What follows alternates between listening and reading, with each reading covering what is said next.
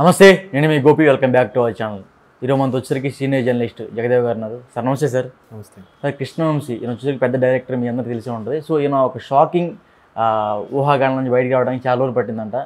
ఇది చాలా చాలా రోజులు ఏడ్చాడు ఒక అతని కోసం. అసలు అతను ఎవరు, ఎందుకు ఏడ్చాడు అన్ని రోజులు అంటే? సొంత ఇంట్లో వాళ్ళ కోసం కూడా అన్ని రోజులు ఏడవలేదంట, బట్ ఒక అతని కోసం ఏడ్చాడు. ఎందుకు అన్ని రోజులు ఏడవడం జరిగింది? ఆయన కృష్ణవంశీ గారు అంటే నాకు బాగా ఇష్టమైన డైరెక్టర్. అండ్ మోర్ ఓవర్ చాలామంది డైరెక్టర్లకి కమర్షియల్ డైరెక్టరు లేదంటే గ్రేట్ డైరెక్టరు, పెద్ద డైరెక్టరు అలాంటి పేర్లు ఉన్నాయి, కానీ క్రియేటివ్ డైరెక్టర్ అని మాత్రం ఈయన ఒక్కడే పేరు తెచ్చుకోగలిగాడు. క్రియేటివ్ డైరెక్టర్ కృష్ణవంశీ అని. ఎందుకంటే ఆయన సెట్లోకి రాగానే కూడా ఆ రోజు ఒక కాన్సెప్ట్ అనుకొని వస్తే, లేదంటే ఆ సీన్స్ తీద్దాం అనుకొని వచ్చిన పర్సన్ అక్కడ ఉండే సెట్ ప్రాపర్టీస్ బట్టి కానీ, ఆ రోజు ఉండే క్యారీ అయ్యే మూడ్ని బట్టి కూడా అప్పటికప్పుడు షార్ట్ రెడీ చేసి తీసేస్తారంట. సో అందుకు క్రియేటివ్ డైరెక్టర్ అని అంటారు ఆయన. అండ్ మోర్ ఓవర్ అందుకే ఆయన అలా వెళ్తున్నప్పుడే చాలామంది sir good morning sir, good afternoon చెప్పినప్పుడు కూడా ఆయన రెస్పాండ్ అవ్వడు. దాన్ని కొంతమంది ఆయనకి పొగరు గేర అనుకునే సందర్భాలు కూడా ఉన్నాయి. ఎందుకంటే ఒక ఫేమస్ ప్రొడ్యూసర్ కూడా ఆయన మీద ఇలాగే కాంట్రవర్సీ కామెంట్స్ చేశాడు. ఆయన ఎవరు మీకు తెలిసే ఉంటుంది. చేసినప్పుడు ఆయన అంతానండి, ఆ ప్రొడ్యూసర్ ఏమన్నాడంటే, ఆయన రాత్రంతా ఫుల్గా వేస్తాడు, పొద్దున్న లేచి ఎవరితో మాట్లాడు, సెట్లోకి వచ్చిన విష్ చేసినా పలకరించినా పలకడు అన్నట్టుగా చెప్పాడు. కానీ అది తప్పది. అంటే ఇవాళ ఎలా తీద్దాం, ఎట్లా కొత్తగానం తీద్దాం అన్నట్టుగా ఆలోచించి వస్తాడు. కాబట్టి ఆయన ఎవడు. అయితే ఎప్పుడైతే వర్మ గారు స్కూల్ నుంచి వచ్చిన వ్యక్తే కదా కృష్ణవంశీ గారు కూడా. ఆయనతో జర్నీ చేసినప్పుడు కృష్ణవంశీ లాంటి వ్యక్తి మీరు అబ్జర్వ్ చేయండి, ఎవరి గురించి కూడా చెడుగా మాట్లాడు, ఎవరి గురించి కూడా తప్పుగా మాట్లాడు. ఒకవేళ వాళ్ళ సందర్భం తీసుకొచ్చిన అది ఏదో ప్రకృతి నాతో చేపించిందండి, అదేదో ఆ సినిమాకి అలా కలిసి వచ్చేసింది అన్నట్టుగానే చెప్తాడు. లేదు సార్ మీరు బాగా చేశారంటే అవునా థ్యాంక్ యూ అంతే. సో అటువంటి కృష్ణవంశీ గారు ఫస్ట్ టైం ఒక రచయితతో పరిచయం అయినప్పుడు, అంటే రచయిత సాంగ్ రాసినప్పుడు సిచ్యువేషన్ తగ్గట్టు, సిచ్యువేషన్ జనరల్గా డైరెక్టర్ కాకపోయినా అసిస్టెంట్ వాళ్ళు అసోసియేట్ ఎవరో కూర్చొని ఆ రచయితతో జర్నీ చేస్తారు. సార్ ఇక్కడ సిచ్యువేషన్ ఇది, పాట ఇలా కావాలనుకుంటున్నాం అంటే అవునా సరే కొద్ది టైం ఇవ్వు, వాళ్ళకి ఏమైనా అరేంజ్మెంట్స్ అని చేశాక బయట ఉండమ్మా అని చెప్తారు. సో ఫస్ట్ ఆ రచయిత చూసినప్పుడు ఈయన ఒక ఆఫీస్ బాయ్ ఏమనుకొని, బాబు నాకు ఒక టీ ఒక గ్లాస్ వాటర్ తెప్పించమ్మా, నువ్వు బయట వెయిట్ చేయని చెప్పాడంట. తర్వాత వచ్చి సార్ రాసేసారా అంటే, అయినా ఈయన ఫీల్ అవ్వకుండా తీసుకొచ్చి ఇచ్చి, ఎందుకంటే ఆ రచయిత చాలా గొప్పవాడు కాబట్టి రాసిన తర్వాత మళ్ళీ ఫేర్ చేస్తారు కదా, సార్ ఇక్కడ ఇది చిన్న లెటర్స్ కావచ్చు, లేదా కొంచెం ఇక్కడ ఇది పాయింట్ మారిస్తే బాగుంటుందనో, లేదా ఇంకేమైనా సజెషన్లు ఇస్తారు కదా, అట్లా ఇచ్చినప్పుడు ఆ తర్వాత పరిచయం చేసుకున్నాడు. సార్ నేను ఇక్కడ నా పేరు కృష్ణవంశీ అండి, అసిస్టెంట్ డైరెక్టర్. ఆ రచయిత మరెవరో కాదు, సిరివెన్నెల సీతారామ శాస్త్రి గారు. సిరివెన్నెల సీతారామ శాస్త్రి గారికి కృష్ణవంశీ గారు అంటే ఎంత ఇష్టం. ఇప్పుడు కృష్ణవంశీ గారు లాంటి వాళ్ళు చాలామంది సీతారామ శాస్త్రి గారిని ఇష్టపడతారు. అది ఎందుకంటే ఆయన అంత గొప్ప. ఎందుకంటే ఆది భిక్షువు వాడిని నిందాస్తుతి అని అంటారు. నిందాస్తుతిలో ఆది భిక్షువు వాడిని ఏది కోరేదనే పాట రాశాకే ఆ సినిమా నుంచి ఇంటి పేరుగా మార్చుకోవడం అయింది. సీతారామ శాస్త్రి గారి పేరుని సిరివెన్నెల సీతారామ శాస్త్రి గారు అయ్యారు.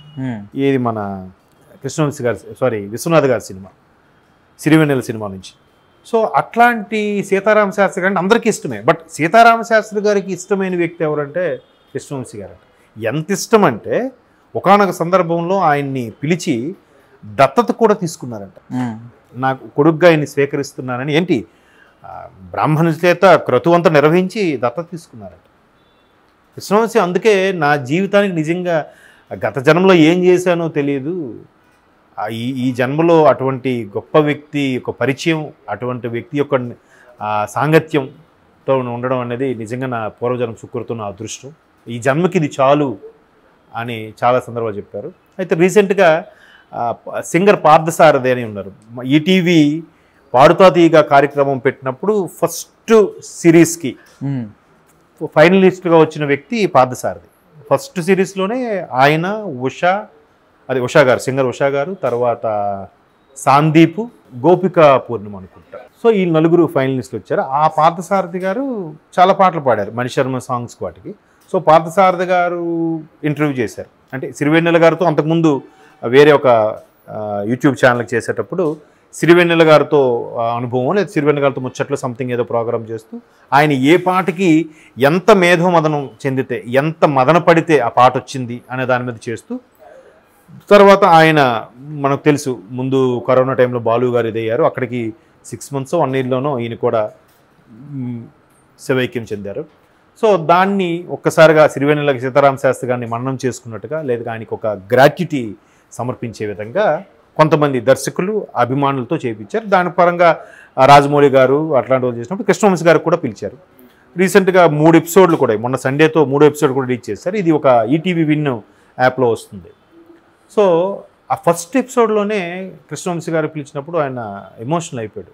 ఎందుకంటే కృష్ణవంశీ గారి మెంటాలిటీ ఎట్లాంటిది ఉంటుందంటే, ఎవరైనా తనకు బాగా సన్నిహితులు కావలసిన వాళ్ళు అకస్మాత్తుగా చనిపోతే ఆ బాడీని చూడడానికి కూడా వెళ్ళడంట ఆయన. ఎందుకు వెళ్ళడంటే చాలామంది ఎక్కడికి రాడు అని అనుకుంటారు. కాదు, అది ఆయన అలా చూడలేడంట. అంటే నిన్నటి వరకు నాతో పాటు కలిసి తిరిగాడు కదా, నా పక్కనే కూర్చున్నాడు, ఈరోజు ఏంటి అలా పడుకుని ఉన్నాడు అని ఆ ఫీల్ని తట్టుకోలేడంట. సో అటువంటి ఒక కో డైరెక్టరు, అసిస్టెంట్ డైరెక్టర్లకి ఎలా ఏమైనా జరిగితేనే తట్టుకోలేని మనిషి, ఈయన్ని అత్యంత ఇష్టపడే వ్యక్తి, ఈయనకి గురువు, దైవము, ఒక తండ్రిలా భావించే సీతారామ శాస్త్రి గారు ఇక లేరు అనే విషయాన్ని జీర్ణించుకోలేకపోయాడు. ఆయనకు ఆయనే మదన పడిపోయి అసలు బయటి ప్రపంచంలో కూడా రాలేకపోయాడట. అంత కుళ్ళి ఏడ్చాడంట ఆయన. అంటే అంత ఇష్టం. జనరల్గా ఇప్పుడు ఎవరైనా ఏం చెప్తారు, నేను ఈ పాయింట్ చెప్పాను, దీన్ని బట్టి రచయిత నుంచి రాగొట్టుకున్నాను, లేదా ఇంకో డైరెక్టర్ ఉన్నాడు, నేను మ్యూజిక్ డైరెక్టర్ని పిండేస్తానండి, నేను నాకు కావాల్సిన లాక్కుంటానండి అని గొప్ప చెప్పుకుంటారు. బట్ ఈయన ఎంత మంచి సినిమా చేసినా, ఎంత ఎక్స్ట్రాడినరీ మూవీ పిక్చర్ డైరెక్ట్ చేసినా అస్సలు వాళ్ళ టాలెంట్ అండి, వాళ్ళు చేశారు, నేనేదో వాళ్ళతో చేయించుకున్నాను అని చెప్పి. ఇప్పుడు చాలా ఎందుకు ఎగ్జాంపుల్ చెప్పానంటే, త్రివిక్రమ్ గారు కూడా కృష్ణవంశీ గారి దగ్గర అసిస్టెంట్ డైరెక్టర్గా పనిచేసిన వ్యక్తే. బట్ త్రివిక్రమ్ గారి గురించి, కృష్ణవంశీ గారి గురించి అడిగితే లేదండి, ఆయన టాలెంటెడ్, ఆయన డెవలప్ అయ్యాడు, మీ దగ్గర చేశారు కదా, కొంచెం మీ శిష్యరేఖంలో అవైనా వచ్చి ఉంటాయి కదా అని అంటే, లేదు ఆయన టాలెంట్, ఆయన ఇది ఇట్లా మాట్లాడతారు. మరొక లాంటి అయితే నా శిష్యులు అని చెప్తారు. ఈయన అలా చెప్పాడు.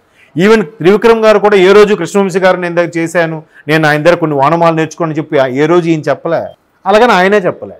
అర్థమవుతుందా? ఈవెన్ అసలు త్రివిక్రమ్ గారికి ఆలోచింపు చేసే పాట ఏంటి, అర్ధశతాబ్దపు అజ్ఞానాన్ని స్వతంత్రం అందామా అని, అది త్రివిక్రమ్ గారే ఒకసారి సిరివెన్నెల సీతారామ శాస్త్రి గారికి సన్మాన సభలో మాట్లాడారండి.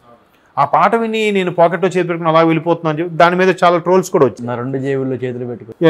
సో అట్లా అంత ఆలోచింపజేసే పాట రాసిన సీతారామ శాస్త్రి గారు గొప్పవాళ్ళే, కానీ ఆ సాంగ్ పెట్టేలాగా అలాంటి సినిమా తీసిన వ్యక్తికి మనం నీరాజన ఇవ్వట్లేదు.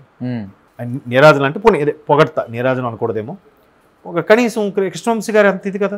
అది కూడా పార్థసారథి గారు అదే అడిగారు ఇంటర్వ్యూలో, సార్ మీరు అసలు చూస్తున్నాను మీకు ప్రతిదీ వాళ్ళ వల్లే అంటున్నారు కానీ మీ గొప్పతనం ఏమి ఒప్పుకోవట్లేదు అంటే, అదే లేదండి, దేవుడి దగ్గరికి వెళ్తాం, ప్రసాదం పెడితే తీసుకొచ్చేయడమే, కాకపోతే ఒక్కొక్క రోజు మారం చేస్తాం, ఈ ప్రసాదం వద్దు, ఆ ప్రసాదం కావాలి, చక్కెర పొంగలు కావాలి, పులిహోర కావాలని అడుగుతాం. బట్ దేవుడి దగ్గర అన్ని ప్రసాదాలు ఉంటాయి, ఆ సత్తా ఆయనకు ఉంది. ప్రతీది కూడా ఫిలాసఫీగా చెప్తాడు ఆయన. ఇప్పుడు కాలేజ్ డేస్ ఇప్పుడు రెగ్యులర్గా ఉండే సాంగ్స్ ఉంటాయి, బట్ గులాబీలో సాంగ్ ఉంటుంది, క్లాస్ రూమ్లో తపస్సు చేయుట వేస్ట్ రా గురు, బయట ఉన్నది ప్రపంచం అనేది, కాలేజీలో మహారాజులు, ఆ గేట్ దాటితే ప్రజలు అవుదురు అన్నట్టుగా. అది చిన్న కాన్సెప్ట్, మనకి ఎందుకు అర్థం కాల, అంత బాగా చెప్తాడు ఆయన ఫిలాసఫీ. అంటే చదువు ఒకటే కాదు పరమార్థం జీవితానికి, అసలు బయటి ప్రపంచం చూడాలి, అది కదా జీవితం అని పాట రూపంలో కూడా ఆయన ఫిలాసఫీ చెప్తాడు. ఎక్కడ కూడా ఏ పాట కూడా ఏదో రాశారో అన్నట్టు ఉండదు, కంపల్సరీగా దాంట్లో ఒక ఫిలాసఫీ ఉంటుంది, ఒక డెప్త్ ఉంటుంది. అలాగే మనసిచ్చుడులో ఒక పాట ఉంటుంది, బోడి చదువులు వేస్తూ మీ బుర్రంతా భోంచేస్తూ అని. సో అట్లా ఎక్కడికక్కడ ఆయన అవకాశం ఉన్న ప్రతిదీ కూడా భలే రాస్తారు అని చెప్పి కృష్ణవంశీ గారు చెప్పడం. సో ఆయనకి అంత ఇష్టం కాబట్టి అంత ఎమోషన్ అయ్యాడు. ఈవెన్ ఒక 5-6 years బ్యాక్ మంచు లక్ష్మి గారు కూడా ఒక ప్రోగ్రామ్ చేశారు, ప్రేమతో లక్ష్మి అని ఏదో సంథింగ్. దానికి కూడా ఇట్లాగే కృష్ణవంశీ గారు ఇంటర్వ్యూకి వచ్చినప్పుడు అందులో గెస్ట్ అపీరెన్స్ సీతారామ శాస్త్రి గారు వెనక నుంచి వస్తారంట. అరే ఈయన గురూజీ అనేవారు, ఆయన ఈయన్ని అబ్బాయి అని పిలిచేవాడంట. సో అంత సాన్నిహిత్యం ఉన్న వ్యక్తి ఒకసారి ఇంకా లేరు ఆయన. అంటే ఆయన ఏ చిన్న కథ రాసుకున్నా, ఏ సినిమా చేసినా ఫస్ట్ గురూజీ చూస్తేనే నెక్స్ట్ థియేటర్లో కానీ డిస్ట్రిబ్యూటర్ కానీ పిలవడం, మాట్లాడని చేసేవారట. ఓకే.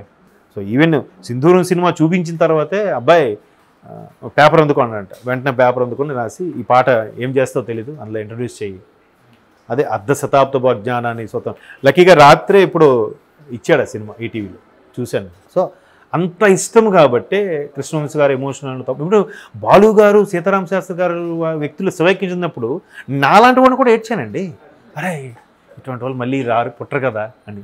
మరి అంత సన్నిహితంగా వెలిగి తండ్రి కొడుకులు ఉన్న బంధంలో ఉన్న మనిషికి పై కృష్ణవంశీ అందరితో ఎక్కువగా ఇదో మింగిల్ అవడు ఆయన పనేదో ఆయన.